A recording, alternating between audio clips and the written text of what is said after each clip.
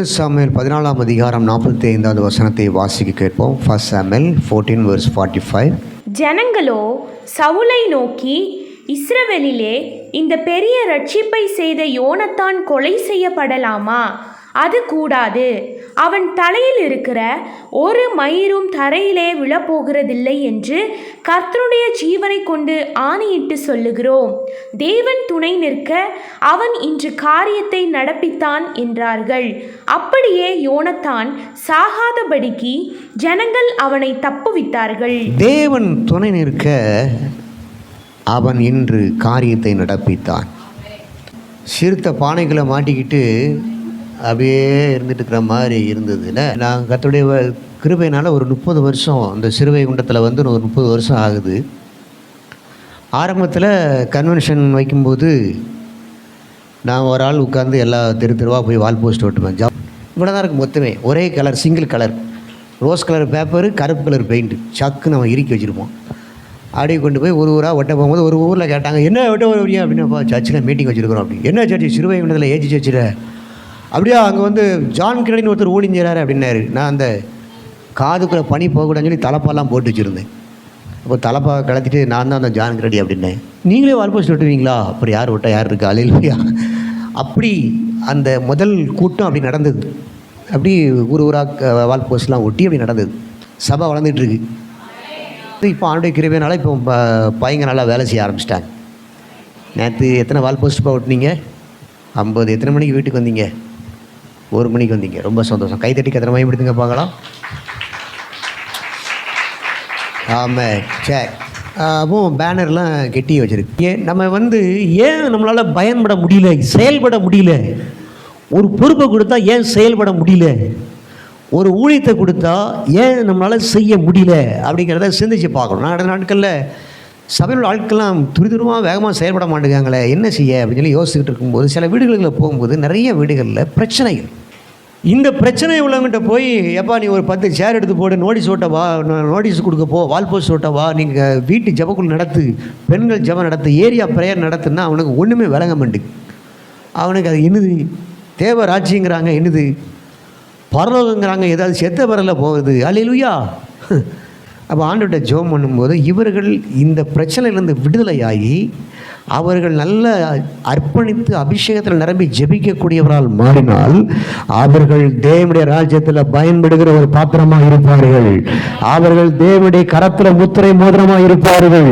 மலை மேலே உள்ள பட்டணமாய், ஒளியாய், விளக்காய், உப்பாய் இருப்பார்கள். அல்லேலூயா. அவர்கள் நாவு கர்த்தர் பயன்படுத்துகிற வார்த்தையாக இருக்கும். அவர்களை ஒவ்வொருவரையும் கர்த்தர் அபிஷேகத்தால் நிரப்பி பயன்படுத்துவார். அப்போ எல்லாரும் எதோட சிக்கிட்டு இருக்கோம். அந்த சிறுத்தை எப்படி சிக்கியிருக்கு? காட்டில் போய் மானை வேட்டையாடணும், அதை விட்டுக்கிட்டு ஊருக்குள்ளே வந்து எங்கேயாவது கரணி பானைகள் போய் தண்ணி கொண்டு கிடைக்குமான தண்ணி தலையை விட்டுக்கிட்டு கடைசியில் அது எடுக்க முடியாமல் மாட்டிக்கிட்டு இருக்கு. இதை பார்க்கும்போது நம்முடைய வாழ்க்கை நிறைய நேரங்கள் அப்படி தான் இருக்குது. ஏதாவது உள்ள மாட்டிக்கிட்டு அப்புறம் அப்படியே சுற்றிக்கிட்டே அலையும். அந்த சிறுத்தை புலி உங்கள் வீட்டுக்கு வந்தால் எத்தனை பேர் இந்த தலையை கலத்தி விடுவீங்க? அப்போ இந்த அலுமினியம் இந்த பானையை எப்படி நீங்கள் உடைச்சி அடிப்பீங்க? உங்கள் வீட்டுக்கு இந்த புலி வருது, பெண் என்ன இந்த மாதிரி ஒரு அகப்பட்ட ஒரு புலி வருது, எப்படி நீங்கள் பானையை எடுப்பீங்க? சரி. அப்போ இந்த மாதிரி ஏதோ ஒரு பிரச்சனையில் மாட்டிக்கிட்டு நம்ம ஒரு நடைபெறமான ஒரு வாழ்க்கை வாழ்ந்துட்டு இருக்கிறத நம்ம பார்க்கலாம். உலகத்தில் பூமியில் நம்ம வாழ்கிற வாழ்நாட்களில் தேவனால் பயன்பட முடியாமல், தேவனுடைய ராஜ்யத்திற்கென்று அர்ப்பணிக்க முடியாமல், ஊழியம் செய்ய முடியாமல், ஏதோ ஒரு காரியம் உங்களை எடுத்து வைத்து கொண்டு கட்டுக்குள்ள ஒரு கட்டத்துக்குள்ளே நீங்கள் மூழ்கி கொண்டு இருக்கிறீங்க. அதிலிருந்து விடுதலையாக்குவதற்காக தான் உங்களை இந்த இடத்துல கர்த்தர் கொண்டு வந்திருக்கிறார். இல்லை என்ன நடக்குது? சவுலுடைய மகன் யோனத்தான். சவுல் தான் ராஜா. அவனுக்கு பெரிய சவாலாக இருப்பது பெலிஸ்தர்கள். இன்றைக்கி இஸ்ரவேல் ஜனங்கள் காசாவோட சண்டை நடந்துகிட்டு இருக்கிற மாதிரி அந்த நாட்களில் பெலிஸ்தர்களோடு ஓயாமல் யுத்தம் நடந்துக்கிட்டே இருக்கும். இஸ்ரவேல் ஜனங்களோடு கூட தாவீது காலத்தில் கோலியாத்தை வீழ்த்தினதை நீங்கள் வாசிக்கலாம். சவுல் ராஜாவாக இருக்கும்போது இந்த யோனத்தான் சவுலுடைய மகன் இருக்கிற நாட்களில் பெலிஸ்தரோடு பயங்கர யுத்தம் நடந்துகிட்டு இருந்தது. பயங்கரமாக இருக்காங்க. இஸ்ரவேல் ஜனங்கள்லாம் பயப்படக்கூடிய அளவில் இருந்தாங்க. அப்பொழுது தான் யோனத்தான் ஒரு நாள் தன்னுடைய ஆயுததாரியை கூட்டிக் கொண்டு அவன் புறப்பட்டு போகிறான். போம்பா அங்கே பாளையத்தில் போவோம். அவன் பொருத்தனை பண்ணுறான். அவர்கள் நம்மை கண்டு இங்கே ஏறி வாருங்கள் என்று சொன்னால் அவர்கள் கர்த்தர் நம்ம இடத்துல ஒப்பு கொடுத்து விட்டார், நம்ம முறியடிக்கலாம்னு சொல்லி ஒரு சின்ன பொருத்தனை பண்ணிட்டு ஆயுததாரியை கூட்டிக் கொண்டு ஒரு 600 பேரை கூட்டிக் கொண்டு அவனோடு கூட சேர்ந்து கூட்டிக் கொண்டு போகிறான். போகும்போது அந்த பெலிஸ்தர்கள் சொல்கிறாங்க, ஏய் வந்துட்டியாப்பா, இங்கே ஏறி வா என்ற ஒரு 2 வார்த்தை சொல்லுதாங்க. அதுதான் இவன் ஆண்டவர்கிட்ட கேட்ட அடையாளம். ஏறி வான்னு சொன்னவொடனே ஆயுதத்தை சொல்லுதான், எப்பா ஆண்டவர் அவனை நம்ம கையில் ஒப்பு கொடுத்துட்டாரு, புறப்பட்டு போலாம் வா என்று சொல்லி அவ்வளவு பெரிய முறியடித்தார்கள். எவர் அல்ல சொல்லுங்க. சரி, இந்த நேரத்தில் தான் இவர் சொல்லுதாரு, ஜனங்கள்லாம் சொல்லுதாங்க, தேவன் துணை நிற்க அவன் இன்று காரியத்தை நடப்பித்தான். அந்த சம்பவம் தான் இதுதான் பேக்ரவுண்ட். It's background. சரியா? தேவன் துணை நிற்க இந்த காரியத்தை நடப்பித்தான். ஒவ்வொருவருக்கும் ஆண்டவர் துணை நிற்க உங்கள் வாழ்க்கையில் நீங்கள் நிறைய காரியங்களை நடப்பிக்க முடியும். வீடு வாங்கணும், நிலம் வாங்கணும், அது கட்டணும், நல்ல வேலை கிடைக்கணும், அது வாங்கணும், இது வாங்கணும், எல்லாம் உங்களுக்கு. இப்போ ஆண்டவர் ஒரு பில்டிங் கான்ட்ராக்ட் ஒரு ஆளோடு சந்திக்கும்படியாக ஒரு கிருபையை கொடுத்தார். அவர் அப்படி பழகினார், சிறுவனத்தில் அப்படி பழகினார், நார்வேல்காரர் அப்படியே பழகினார், அப்படியே வந்தார், சபைக்கு வந்தார். இங்கே பிரசங்கம் நடந்துகிட்டு இருக்கும்போதே வெளியே வந்து கேட்டுக்கிட்டே இருந்தார். உங்கள் பிரசங்கம் ரொம்ப நல்லா இருக்குது பாஸ்டர் அப்படின்னு சொல்லிட்டு திரும்ப ஒரு நாள் அங்கே ரூமில் நீ சந்திக்க வந்தார். அவர் நிறைய காரியங்கள்லாம் கேட்டார், அப்படியே சாட்சிகள்லாம் சொன்னேன், என்ன மாதிரி காரியங்கள் என்னென்ன விஷயங்கள் எல்லாம் சொல்லிக்கிட்டே இருந்தேன். அப்போ அவரெல்லாம் அவர் கேட்டுகிட்டே இருந்தார். அப்போ அவர்கிட்ட கேட்டேன், நீங்கள் எப்படி இந்த அளவு முன்னுக்கு வந்தீங்க அப்படின்னு கேட்டேன். அவர் எம்இ ஆர்கிடெக்சர் முடிச்சுட்டு படிக்கிற காலத்திலே பில்டிங் ப்ராஜெக்ட் ஒர்க்லாம் பண்ண ஆரம்பித்தார். அவர் சொல்கிறார், காலையில் 3 மணிக்கு எழும்பும் அப்படிங்கிறார். சொல்லுங்கள், 3 மணிக்கு எழும்பி கார் எடுத்துக்கொண்டு தமிழ்நாடு முழுவதும் சுமார் 22 இடங்களில் வேலை நடக்குது. 200க்கும் மேற்பட்ட லேபர்ஸ் இருக்கிறாங்க.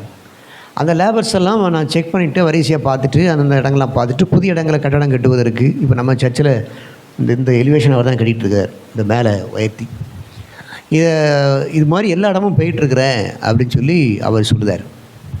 அப்போ ஒரு சாதாரண ஒரு இன்ஜினியரு இவ்வளவு 200 பேரை வைத்துக்கொண்டு இவ்வளவு காரியத்தை செய்ய முடியும்னா எப்படி காலை 3 மணிக்கு எழுந்திரிச்சு அவ்வளவு ஃபீல்டு ஒர்க் சூப்பர்வைசன் பண்ணுறது, அதனுடைய கணக்கு வர செலவுகளை பார்க்குறது, சம்பளம் போடுறது, கரெக்டாக செக் பண்ணுறது, கட்டுறது, கொஞ்சம் வயசு தான். அப்போ அவர் எப்படி இவர் செயல்படுதார் அப்படின்னு சொல்லி பார்க்கும்போது அவர் அதிகாலையில் 3 மணிக்கு எழுப்பி செயல்படுற காரியங்கள், அவர் சில காரியங்களை சொல்லிட்டே வந்தார். அப்போ நான் என்னுடைய காரியங்கள்லாம் சொல்லி, ஏன் இந்த உதாரணத்தை சொல்லுதுன்னா, நம்முடைய வாழ்க்கையில் நம்ம வருமானத்திற்காக ஜெபிக்கிறோம், எனக்கு அரசாங்க வேலை கிடைக்க மாட்டேங்குது, எனக்கு அது வந்தால் நான் இந்த வேலை செய்வேன், இது வந்தால் அந்த வேலை செய்வேன் அப்படின்னு சொல்லியே காலம் ஓடிடுது. ஆக நம்ம இருக்கிற காலங்களில் எவ்வளவு துரிதமாக எவ்வளோ வேகமாக செயல்படுதோம் அப்படிங்கிறத நம்ம பார்க்கணும். அது கர்த்தர் நம்மளோட பேசுவாராக. அல்லேலூயா. சில ஆள்கிட்ட பழகும்போது சில காரியங்களை கற்றுக்கொள்ளலாம்ல. சொல்லுங்கள், முதல்வனோடு இரு முதல்வனாயிரு. சொல்லுங்கள், முதல்வனோடு இரு முதல்வனாயிரு. அப்போ ஒரு கொத்தனார் தான் இருக்கான், ஒரு சின்ன கூலி வேலை செய்கிறான்னா அவங்க தங்களோட மேலே இருக்க ஆட்களோட பழகி அவங்க எவ்வளோ துரிதமாக செயல்படுறாங்க, எவ்வளோ வாழ்க்கையில் முன்னேறுதாங்க, இரவு முகலும் எவ்வளோ கடினமாக உழைக்காங்க, ரிஸ்க் டேக்கர்ஸாக இருக்கிறாங்க, எவ்வளவு ஹார்ட் ஒர்க் பண்ணுறாங்க. இதெல்லாம் நம்ம பிளான் பண்ணும்போது நம்ம இன்னும் கொஞ்சம் நம்மளுக்குள்ள அந்த உத்வேகம் அதிகரிக்கப்படும். சரியா? சரி, ஒரு அல்ல சொல்லுங்க பார்க்கலாம். கொஞ்சம் வெட்டியாக நேரம் போகாமல் உட்காந்து பேசிகிட்டு இருப்பாங்கல்ல, சீர்கேடான கிளவி பேச்சுகளுக்கு விலகிரு. அப்படி உட்காந்து நேரம் போகாமல் உட்காந்து பேசியே காலத்தை கழிப்பாங்க. என்ன, அதனால் அங்கேயும் வாயை கட்டி விட்டுட்டு அந்த ஆளை கொண்டு உள்ளே வந்து கிடத்திருந்தான். ஆக நம்முடைய வாழ்க்கை வாழ்கிற ஒரே ஒரு வாழ்க்கை, அதுவும் சீக்கிரம் கடந்து போகும். இயேசுவுக்காக எதை செய்கிறோமோ அது மாத்திரம் நம்ம கூட வரும். அவருடைய கிரியைகளும் அவனோடு கூட போகும். அப்போ நம்ம என்ன செய்யணும்? நம்முடைய வாழ்க்கையை வீணாக்காதபடி கர்த்தர் இந்த இடத்துல இருக்கிற ஒவ்வொருவரையும் பயன்படுத்த முடியும். ஒரு ஆப்பிள் சாப்பிடுதோம், தொழியை உரித்து நினைச்சிடும் சாப்பிடுதோம். அப்படியே சாப்பிடும்போது அந்த கொட்டையெல்லாம் தூர போட்டுரும். ஆப்பிள் கொட்டை, ஒரு கொட்டை நமக்கு ஒரு சீடு நமக்கு ஒரு அற்பமாக தெரியுது, அதை அப்படியே தூர போட்டுருவோம். ஆனால் எத்தனை பேர் அந்த ஆப்பிள் சீடு, அந்த சின்ன விதைக்குள்ளே லட்சக்கணக்கான ஆப்பிள் மரம் இருக்குது என்பதை நினைத்திருக்கிறீங்க? ஒரு சின்ன விதைக்குள்ளே எவ்வளோ லட்சக்கணக்கான மரங்கள் இருக்குன்னு தெரியுமா உங்களுக்கு? தோத்துறோம். அப்போ இங்கே இருக்கிற ஒவ்வொருவரும் ரொம்ப ரொம்ப முக்கியமானவங்க. கை கொடுத்து சொல்லுங்கள், நீங்கள் முக்கியமானவர்கள். உங்களுக்கு நிறைய சக்தி இருக்குது. சொல்லுங்கள், உங்களுக்கு நிறைய சக்தி இருக்குது. அல்லேலூயா. ஆமாம், கத்தார் போகும்போது 2 பேரும் குழந்தை பிறந்துட்டுனாங்க. சரி, போகிற வழியே பார்த்துக்கிறோம் அப்படின்னு சொல்லிட்டு நேராக ஆசிரியர் பாளையங்கோட்டைக்கு போனேன். யார் இன்குபேட்டரில் இருந்தால் இளைவலா இவ்வளோ மட்டும் தூக்கிட்டு வந்தாங்க. பாஷா குழந்தை பிறந்திருக்கு அப்படின்னு சொல்லி கையில் பார்த்து அப்படி ஜோம் பண்ணி சோத்திரம் பண்ணிவிட்டு, என்னொருத்தி அவள் இன்குபேட்டரில் இருக்கா, வேணாம் இருக்கட்டும். அதுதான் இந்த 2வது டான்ஸ் இப்போ சூப்பராக கலக்கும். அதுக்கு கொஞ்சம் ஸ்டெப் வராது, இதுக்கு பயங்கரமாக இருக்கும். 2 பேரும் ஒரே ட்ரெஸ்ஸு, நல்லா இருக்கீங்க, 2 பேரும் ஒன்று போல் இருக்கீங்க, சரியா? அந்த குழந்தைய வச்சு கையில் வச்சு ஜோம் பண்ண மாதிரி இருந்துச்சு. இன்றைக்கி பாருங்கள் இவ்வளோ வேறு வந்துச்சு. இன்னொரு 10 வருஷம் கழிச்சு இதோட இவ்வளோ வேகமாக வந்துடுவாங்க. என்ன சொல்ல வரோம்னா, நாள் வேகமாக ஓடிட்டுருக்குது. அல்லேலூயா. நீங்கள் நினைச்சாலும் நினைக்காட்டாலும் நீங்கள் பூமியை நிப்பாட்ட முடியாது, வளர்ச்சியை நிப்பாட்ட முடியாது. அடுத்த தலைமுறை வரும், அடுத்த தலைமுறை வரும், வேகமாக போய்கிட்டே இருக்குது. நீங்கள் எல்லாம் 80 வயசு ஆனதுக்கப்புறம் ரைட்டு, அவள் பேருண்ட பெருளாவுக்கு பாஸ்டர் கூப்பிட்டார, ஒரு லோடு அடிக்கணும்னாங்களா, அந்த பாஸ்டர் எங்கேயாரும் தேடி கண்டுபிடிக்க பார்ப்போம், யூடியூப்பில் கண்டுபிடிச்சிடலாம், ஆமாம் ஃபேஸ்புக்கில் கண்டுபிடிச்சிடலாம். அவர் ஒரு லோடு அடிக்கணும் 600 ரூபா. அப்போ 600 தோத்துறான், அது ஒரு 6 பைசாவுக்கு ஈக்குவலாக இருக்கும். என்ன 600 லோடு அடிக்கணும்னார, அவருக்கு ஒரு லோடு அனுப்புங்க. ஆமாம் அப்படின்னு நீங்கள் காலதாமதம் பண்ணக்கூடாது. இப்படியே தலைமுறைகள், அடுத்த தலைமுறை வருது, அடுத்த தலைமுறை வளர்ந்துக்கிட்டே இருக்குது. இவர்கள் இப்போது நம்ம எந்த அளவு தேவ ராஜ்யத்தில் பயன்படுகிறோம். அவன் ஒவ்வொருக்குள்ளேயும் சக்தி இருக்குது, ஒவ்வொருக்குள்ளேயும் நிறைய பொட்டன்ஷியாலிட்டி இருக்குது, பவர் இருக்குது, நிறைய உற்பத்தி திறன் இருக்குது, எல்லாம் இருக்குது. இதுகளை வைத்து பயன்படுத்தி தேவ ராஜ்யத்தை கட்ட தேவன் நம்ம இந்த இடத்துல கொண்டு வந்திருக்கிறார். எவர் அல்லே சொல்லுங்கள்.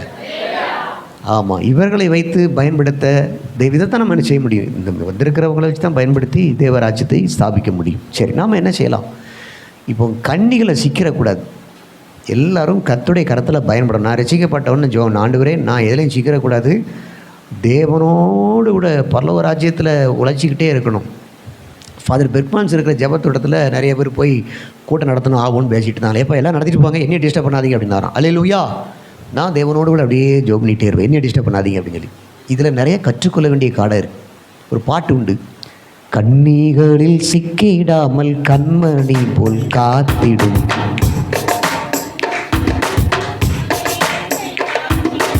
எண்ணில் உள்ள உந்தன் அன்பை நீக்க முயன்றார் உள்ளவரே, பூமியில் எந்தன் வாழ்க்கையதில் நீரே போதும், வேறே வேண்டாம் எந்த நண்பர் இயேசுவே, மண்ணுக்காக மாணிக்கத்தை விட்டுட மாட்டேன், இந்த மண்ணுக்காக மாணிக்கத்தை விட்டுட மாட்டேன். ரட்சிக்கப்பட்டானா ஞாயிற்றுக்கிழமை தேவ சபையில் இருக்கணும், இட நாட்களில் பயங்கரமாக ஊழியம் செய்யணும். ஆனால் ஆராதனைக்கே வராமல் இப்படியே காலங்கள் ஓடிட்டு இருக்கு. நம்ம நல்ல ஆராதிக்க கத்தை கொண்டு வந்திருக்கிறோம், அதுக்காக கத்தருக்கு நன்றி செலுத்தணும். எத்தனையோ பேருக்கு கிடைக்காத ஒரு பாக்கியத்தை கத்தை நமக்கு தந்திருக்கிறார். எல்லாம் சிக்கி இருக்கு.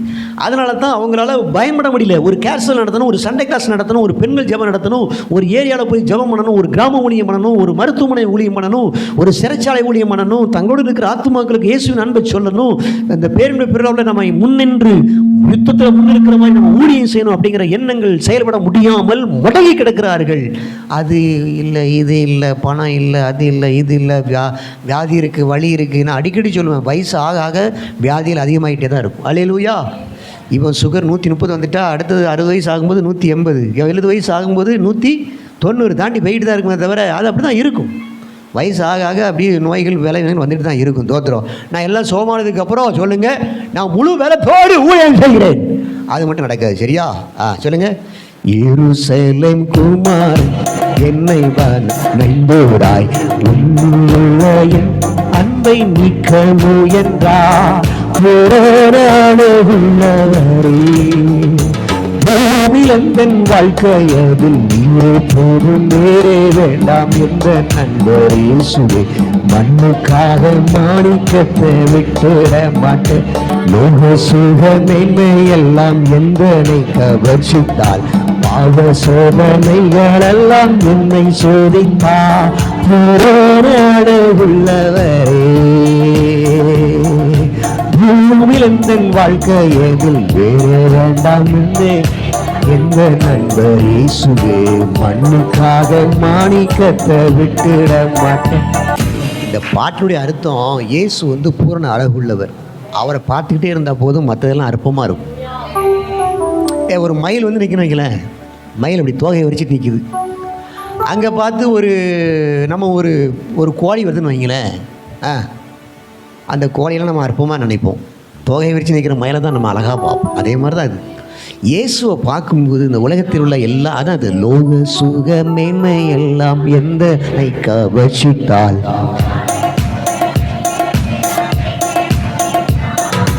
லோக சுகமென்னு எல்லாம் என்பதை கவச்சித்தார், பாவ சோதனைகள் எல்லாம் என்னை சோதித்தார். இயேசுவை போல் ஆளோர் யாரையும் இப்போதில் இதுவரை கண்டதில்லை, காண்பதும் இல்லை. புறநாடுள்ளவரே பூமியில் இந்த வாழ்க்கையதில் இருப்போதும் வேறே வேண்டாம். மண்ணுக்காக மாணிக்கத்தை விட்டுட மாட்டேன், இந்த மண்ணுக்காக. சரியா? கர்த்தர் நல்லவர். நம்ம சிக்கி கொள்கிற இந்த சிறுத்தை புலி மாட்டின மாதிரி நம்ம எதெல்லாம் சிக்கிட்டு இருக்கிறோம் பார்ப்போம்பா. வேகமாக ஒன்று வாசிங்க. நீதிமொழிகள் 6:2. நீதிமொழிகள் 6:2. நீ உன் வாய்மொழிகளால் சிக்குண்டாய், உன் வாயின் வார்த்தைகளால் பிடிபட்டாய். வாய்மொழிகளால் சிக்குண்டாய், உன் வாயின் வார்த்தைகளால் பிடிபட்டாய். நிறைய பேர் இந்த வாயின் வார்த்தைகளையே மாட்டிக்கிட்டு உட்கார்ந்துட்டு இருப்பாங்க. பேசப்பட்ட வார்த்தையை திரும்ப எடுக்க முடியாது. முதல்ல பேசும்போதே பார்த்து பேசிடணும். நம்முடைய வாயின் வார்த்தைகள் மூலமாக அநேகர் ரட்சிக்கப்பட வாய்ப்பு இருக்கிறது. நாம் மிக மிக அருமையான ஒரு இந்த நோட்டீஸை பிறகு கொடுக்கிறதான காரியம் வந்து நம்முடைய வாய்மொழி விளம்பரம் தான் மிக பவர் கூடுது. கதருக்கு ஸ்தோத்திரம். ஆனால் இந்த வாயை கொண்டு வீண் வார்த்தைகளையோ அல்லது வேறு மாதிரி காரியங்களை பேசிட்டு சிக்கி தவிச்சு, ஐயோ நான் தெரியாமல் பேசிட்டேனே. அந்த வீடுகளில் சில வீடுகளில் பார்த்துட்டிங்கன்னா தீயை எரிய விட்டுட்டு அந்த தீயில் இவங்க குளிர் காய்வாங்க. ஆஹா, அது எரிஞ்சிட்டு நடக்கும். இவங்க அதில் குளிர் காய்வாங்க. நல்லா எரியட்டும் அப்படின்னு சொல்லிட்டு 10 வச்சது இவங்க வாய் தான். அல்லேலூயா. இப்படி உன் வாயின் மொழிகளால் சிக்குண்டாய் என்று அதில் ஒரு சிக்கல் இருக்குது. இன்னொரு சிக்கலை பாருங்கள். யாக்கோபு 1:14. அவனவன் தன் தன் சுய இச்சையினாலே இழுக்கப்பட்டு சிக்குண்டு சோதிக்கப்படுகிறான். சுய இச்சைனால சிக்குண்டு இழுக்கப்பட்டு சோதிக்கப்படுகிறான். சோதிக்கப்படுகிறவன் எவனும் தேவனால் சோதிக்கப்படுகிறான் என்று சொல்லாதிருப்பானாக. தேவன் ஒருவரையும் எந்த குடும்பத்தையும் பொல்லாங்கினால் சோதிக்கிறவர் அல்ல. சரியா? ஆமாம். அப்போ இந்த சோதனைகள் இந்த இச்சலை இழுக்கப்பட்டு எப்படி வருது? கடையில் போய் ட்ரெஸ் எடுக்கிறாங்க, அங்கே போடுற லைட்டை பார்த்த உடனே முன்னாடி அடிச்சுட்டு வந்துடுறாங்க, தூக்கிட்டு வந்துடுறாங்க. வீட்டில் வந்து நம்ம அரியா லைட்டு மாதிரி பல்ப் இருக்குது. அல்லேலூயா. அதை போட்டு பார்த்தா என்ன சப்புன்னு இருக்குது இந்த ட்ரெஸ்ஸு அப்படின்னு சொல்லி திரும்ப கொண்டு போய் கொடுக்க போயிருந்தாங்க. இப்படியே 3 முறை ஒரு பில்லை கொண்டு போய் கொடுத்து ட்ரெஸ்ஸை மாற்றி மாற்றி வந்து ஒரு ட்ரெஸ்ஸை எடுக்கிறதுக்கே நம்ம 3 கேன்சல் பண்ணியிருந்தோம். அல்லேலூயா. ஒரு அம்மா ஜோமனா, ஐயா 2 நாளாக ஒரே வயிறு வலி, காந்தல் தாங்க முடியலையா அப்படின்னு. ஏம்மா கல்யாண வீட்டுக்கு போனீங்களா? ஆமாம். சிக்கன் பிரியாணி சாப்பிட்டீங்களா? ஆமாம். 2 லெக் பீஸ் அடிச்சிங்களா? ஆமாம். பிராய்லர் சிக்கன் 2 லெக் பீஸ் இன்னும் கொஞ்சம் கூட கேட்டு வாங்கினீங்களா? ஆமாம். வயிறு நிரம்பரமாக சாப்பிட்டீங்களா? ஆமாம். இன்னும் பயப்படாதீங்க, ஒரு 3 நாள் அப்படி இருக்கும், சரியாயிரும் அப்படின்னு சொல்லி அனுப்பியாச்சு. அல்லேலூயா. சொல்லுங்கள். அவனவன் சுய இச்சையினால இழுக்கப்பட்டு சோதிக்கப்பட்டுக்கிறான். இவங்க சாப்பிட்றது, இவங்க வயிறு எரிய வைக்கிறது தேவனா. அல்லேலூயா. சாப்பிட்றது இவங்க, வயிறு எரிய வைக்கிறது தேவனா. ஆமாம். அவனவன் சுய இச்சையினால் இழுக்கப்பட்டு சோதிக்கப்படுகிறான். சரி, இந்த 2 காரியம் சொன்ன. ஒன்று நாவு, இன்னொன்று சுய இச்சை. நம்முடைய சிந்தையில் வரக்கூடிய காரியங்கள், இதயத்தின் தியானங்கள் இப்படி நம்ம நிறையா போய்கிட்டே இருக்குது. நேரம் இல்லைனால சுருக்கமாக சொல்கிறேன். இதில் இருந்து எப்படி விடுதலை பெறுவதற்கு 1 2 தீமோத்தேயு 2:21 வாசிங்க. 2 தீமோத்தேயு 2:21 ரொம்ப முக்கியமான வசனம்.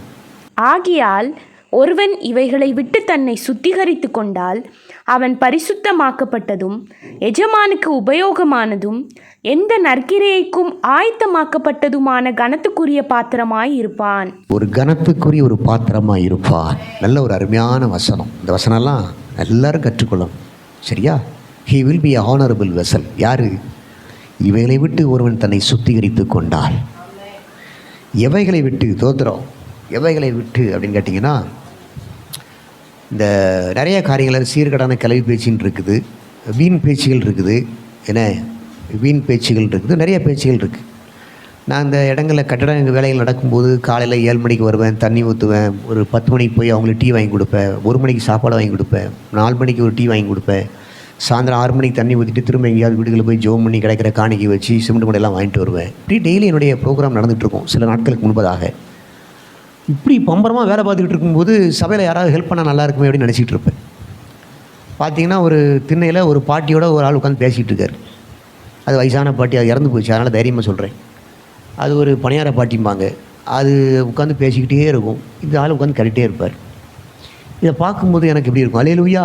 இவர் ஒரு வேலைக்கு போக மாட்டார், இவர் ஒரு ஊழியத்துக்கு வர மாட்டார், ஏன்னா ஒன்றும் செய்ய மாட்டார், உட்காந்து அந்த பணியார பாட்டி சொல்கிறத கட்டிக்கிட்டே இருப்பார். பரலோகத்தில் போய் என்ன பலன் கிடைக்கும்? இப்படி வீணாக காலத்தை போக்கிக்கிட்டு இருப்பான். இவைகளை ஒருவன் சுத்திகரித்து கொண்டு, பைபிளில் போட்டிருக்கு சீர்கேடான கிளவி பேச்சுகளுக்கு. அதில் கிழவன் பேச்சுகளும் போட்டிருக்கா.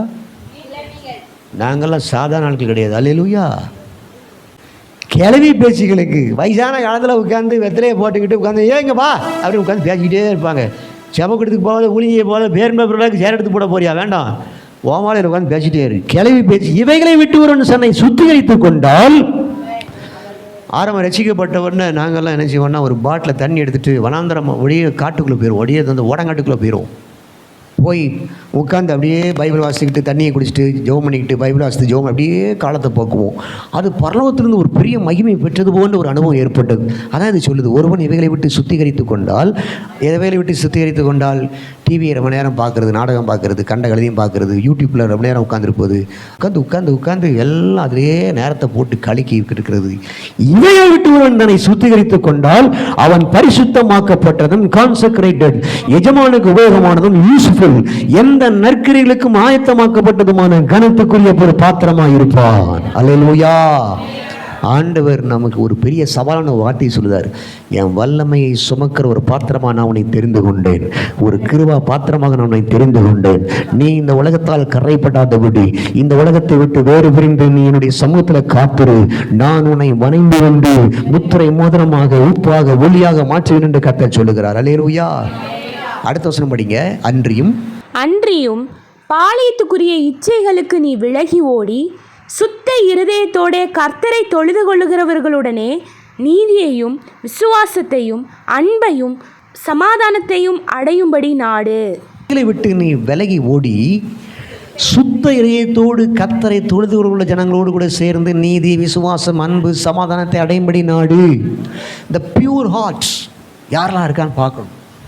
சில நல்ல தேவனோடு உறவாடுகிற, தேவனோடு நெருங்கி இருக்கிற, இயேசுவோடு கூட நெருங்கி இருக்கிற, முழங்கால் அவரோடு கூட நெருங்கி இருக்கிற, முகமுகமாக அவரை பார்க்கக்கூடிய தேவ பிள்ளைகளோடு நாம் இணைந்து கொள்வோமானால் நமக்கும் அந்த ஆசீர்வாதம் கிடைக்கும். ஹல்லேலூயா.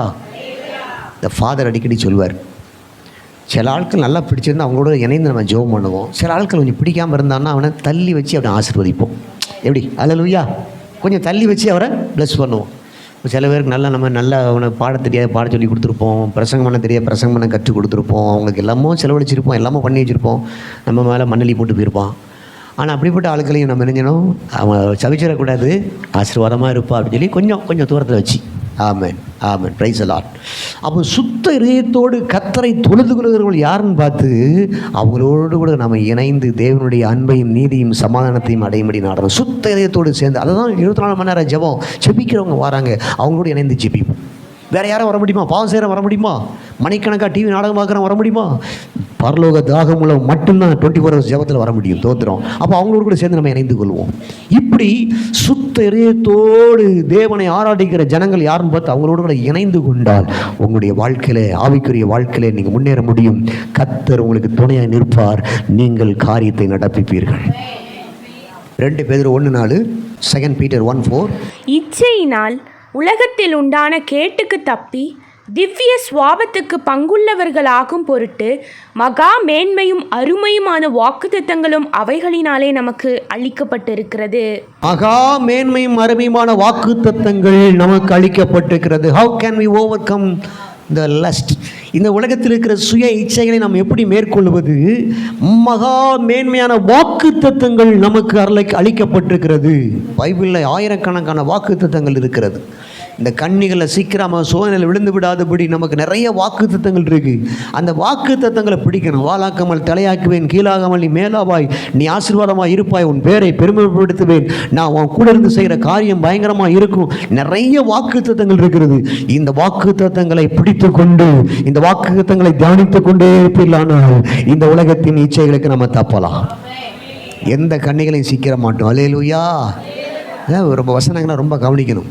இந்த வாக்குத்தத்தங்கள்லாம் இரவும் பகலும் தியானிக்கணும், மனப்பாடம் பண்ணணும், யோசிக்கணும். கண் அது மேலே பரிந்திருக்கும்படி வீடுகளில் தொங்க விடணும். நம்ம போகும்போது வரும்போது தியானிக்கணும். கர்த்தர் நமக்கு கிருபை கொடுப்பாராக. கடைசி ஒரு வசனத்தை வாசித்து முடிக்க போகிறோம். ஆண்டவர் நமக்கு எப்படி துணை இருக்கிறார் பாருங்கள். இந்த கண்ணிகளை சிக்காம சகரியா 10:11 சகரியா 10:11 வாசிங்க. இடுக்கம் என்கிற சமுத்திரத்தை கடக்கையில் அவர் சமுத்திரத்தின் அலைகளை அடிப்பார். அப்பொழுது நதியின் ஆழங்களெல்லாம் வறண்டு போகும். அசிரியாவின் கர்வம் தாழ்த்தப்படும். எகிப்தின் கொடுங்கோல் விலகி போகும். நான் அவர்களை கர்த்தருக்குள் பலப்படுத்துவேன். அவர்கள் அவருடைய நாமத்திலே நடந்து கொள்வார்கள் என்று கர்த்தர் சொல்லுகிறார். ஆமென். இப்போ என்ன செய்யப்படுறாரு? ஆண்டவர் நீங்கள் இச்சையை விட்டு விலகணும். சீர்கேடான கிளவி பேச்சுகளுக்கு விலகணும். ஆண்டவருக்குன்னு பயன்படுகிற ஒரு பாத்திரமாக இருக்கணும். ஆண்டவர் அதுக்கு உதவி செய்கிறார். எப்படி துணை இருக்கிறாரு? சமுத்திரத்தை கடக்கையில், இந்த பூமியில உங்கள் வாழ்க்கையை நீங்கள் கடந்து வருகிற வேலையில் சமுத்திரத்தின் அலைகளை அடிப்பார். தோத்திரம். ஏன்னா நதியின் ஆழங்கள்லாம் வறண்டு போகும். அசிரியாவின் கர்வம் தாழ்த்தப்படும். எகிப்தின் கொடுங்கோல் விலகி போகும். உங்கள் வாழ்க்கை இருக்கிற கொடுங்கோல் என்ன? உங்களுடைய வாழ்க்கையில் இருக்கிற அந்த பிசாசின் அந்த கிரியைகள் என்ன? நதியின் ஆழங்கள் என்ன? அசிரியாவினுடைய கர்வம் என்ன? எல்லாத்தையும் ஆண்டவர் நொறுக்கி போடுகிறார்.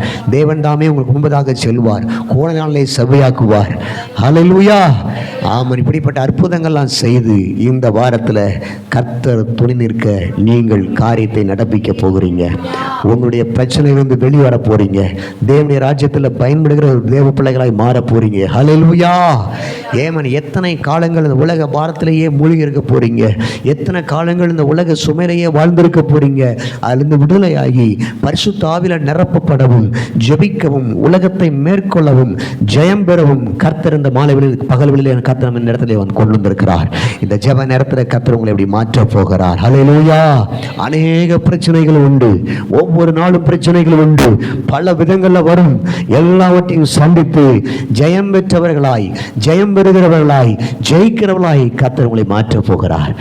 ஆமென். கர்த்தராகிய ஜெயம் கொடுக்கிற கர்த்தராகிய இயேசு கிறிஸ்துவுக்கு ஸ்தோத்திரம் உண்டாவதாக. ஆகையினால ஒரு தீர்மானம் எடுப்போம். கண்ணீரில் சிக்காமல் நம்ம தப்பி ஓடுவோம். பிரச்சனைகள், வேதனைகள் வரும் பொழுது அவைகள் தான் நம்முடைய வாழ்க்கைக்கு பிரதானமான ஒரு வாழ்க்கைக்கு வழி. அவைகளை தாண்டி முன்னேறுவோம். கர்த்தர் நமக்கு கிருபை கொடுப்பார். ஹல்லேலூயா.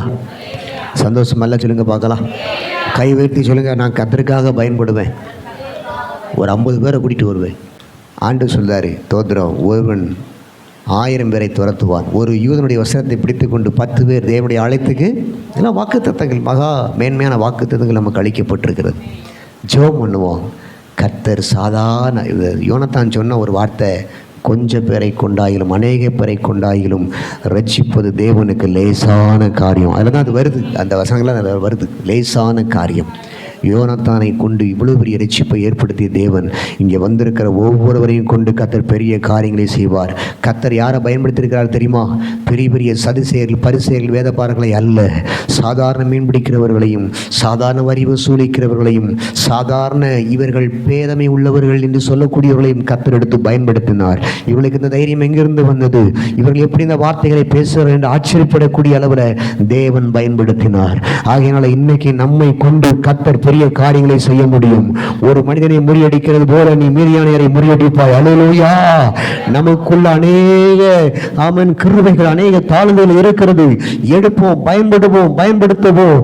ஆண்டவர் நமக்கு உதவி செய்வார். கர்த்தர் துணை நிற்க அவன் காரியத்தை வாய்க்க பண்ணினார். நம்ம எல்லாரும் அப்படி கண்களை மூடி ஒவ்வொரு குடும்பங்களும் கர்த்தருக்காக பயன்படுவர்களாய் மாற வேண்டும். எவ்வளவு பிரச்சனைகள் இருந்தாலும் அந்த பிரச்சனைகளை ஆண்டவர் எடுத்து போட விரும்புகிறார். எவ்வளவு குடும்பத்தில் போராட்டங்கள் வந்தாலும்